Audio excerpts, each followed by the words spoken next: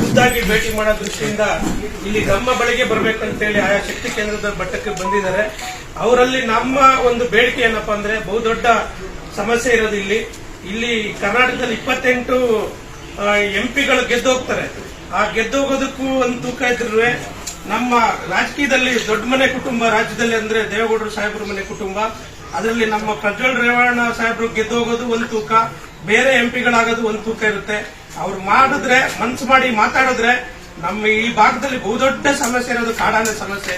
ಪ್ರತಿದಿನ ನಮ್ಗೆ ಇಲ್ಲಿ ಹೊರಡೋದು ಸಹ ಕಷ್ಟ ಇದೆ.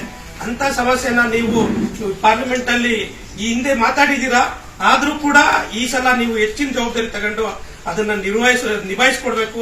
ಆನೆ ಶಾಶ್ವತವಾಗಿ ಸ್ಥಳಾಂತರ ಮಾಡೋದಕ್ಕೆ ನೀವು ಮುಂದಾಗಬೇಕು ಅಂತೇಳಿ ನಿಮ್ಮಲ್ಲಿ ನಾವೊಂದು ಮನವಿನ ಬೇಡಿಕೆಯನ್ನ ನಿಮ್ಮ ಮುಂದೆ ಇಡ್ತಾ ಇದ್ದೀವಿ.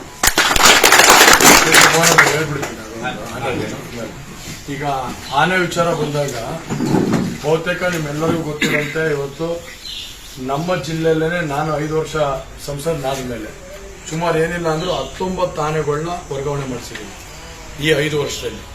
ಇವತ್ತು ನಿರಂತರವಾಗಿ ವರ್ಗಾವಣೆ ಮಾಡಿಸೋಂಥ ಕೆಲಸನ ಮಾಡ್ತಾ ಇದ್ದೀನಿ. ಈಗಾಗಲೇ ನನ್ನ ಮೇಲೆ ಪಿಟಿಷನ್ ಹಾಕಿ 6 ಕೇಸ್ ಇದೆ. 6 ಕೇಸ್ ಮೇನಕಾ ಗಾಂಧಿನೂ ನನ್ನ ಬಗ್ಗೆ ಮಾತಾಡಿರೋದು ಎಲ್ಲರೂ ಕೇಳ್ಬಿಟ್ಟಿದೆ. ನಾನೇನು ಆನೆಗೆ ತೊಂದರೆ ಕೊಡಬೇಕು ಅಂತಲ್ಲ, ಆದರೆ ಸಾರ್ವಜನಿಕರು ಜೀವನದಲ್ಲಿರೋರು, ಸಾರ್ವಜನಿಕರು ಕಷ್ಟ ಅರ್ಥ ಮಾಡ್ಕೊಂಡ್ರು ನಾನು ಮಾಡಬೇಕು ಅಂತ ದೃಷ್ಟಿಯಲ್ಲಿ ಮಾಡಿದೆ.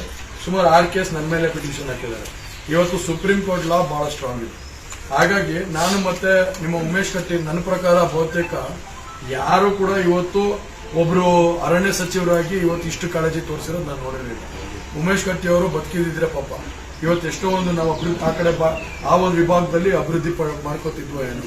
ಉಮೇಶ್ ಕತ್ತಿ ಅವರು ಸಹಾಯಕ್ಕಿಂತ 1.5 ತಿಂಗಳಿಂದ principal secretary, revenue principal secretary, forest principal secretary ಅರಣ್ಯ ಭವನಲ್ಲಿ ಮೀಟಿಂಗ್ ಆಯ್ತು. ಅದು ನನ್ನ ಕರೆ ಮೇಲೆ ನಾವು ಹೋಗಿ ಕೂತು ಚರ್ಚೆ ಮಾಡಿದಂತ ಸಂದರ್ಭದಲ್ಲಿ ಆಗ ಎಲ್ಲಾನು ಚರ್ಚೆ ಮಾಡಿ ಡೀಟೇಲ್ ಆಗಿ ಹೇಳಿದ್ದೆ.